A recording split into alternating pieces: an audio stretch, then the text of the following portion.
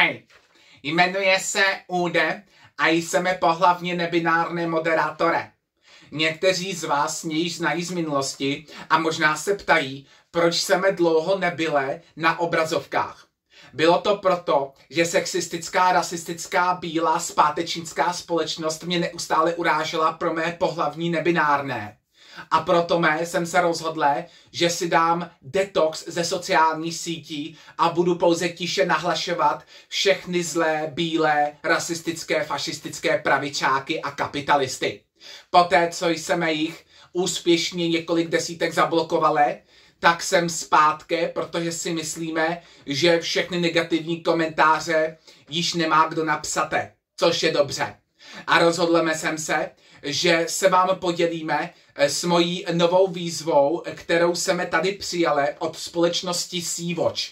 Společnost Sea-Watch zachraňuje chudáky migranty a obohacuje Evropu a zničí z té Evropy ten zlý, hnusný, bílý rasismus tím, že ho nahradí skutečnými lidmi, kterými jsou muslimové a Afričané.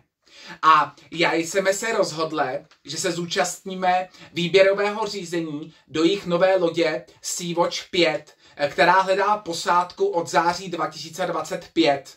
Jsou za to dobré peníze a je to i v přímém souladu s tím, co považuje za správné, tedy co nejvíce migrantů do Evropské unie.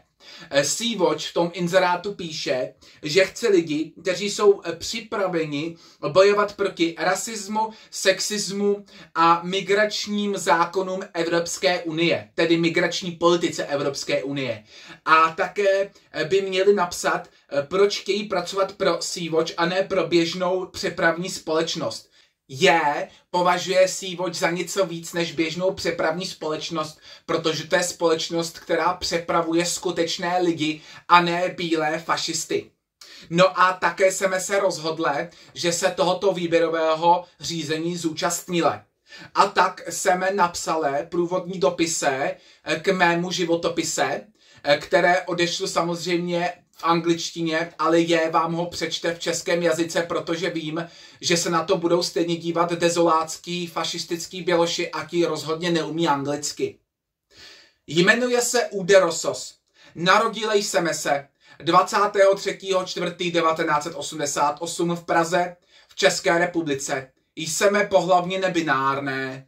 Máme bohaté pracovní zkušenosti ve státních úřadech. Obíháme všechny různé úřady a snažíme se schánět sociální dávky, abychom přežili. Ale myslíme se, že je potřeba mít vyšší cíle. Těmi cíli by měla být mimo jiné náhrada bílé rasistické evropské civilizace skutečnou multikulturou. Nesnášíme obyčejné rasistické běloché, kteří neustále upozorňují na svoji nadřazenost.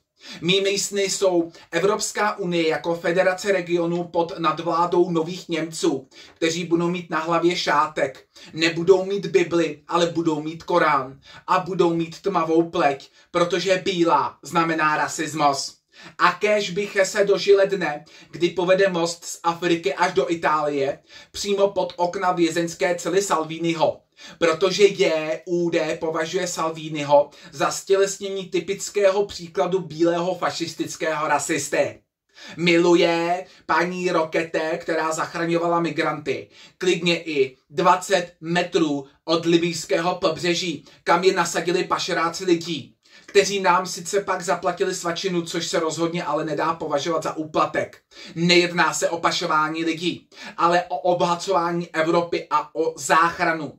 Proto považuje zákony Evropské unie o migraci za přežitek a konstrukt, který je potřeba zbořit. A Evropská unie musí vyhnít a musí z ní vzniknout evropský stát, který bude plný rozmanitých lidí bez bílého fašismu.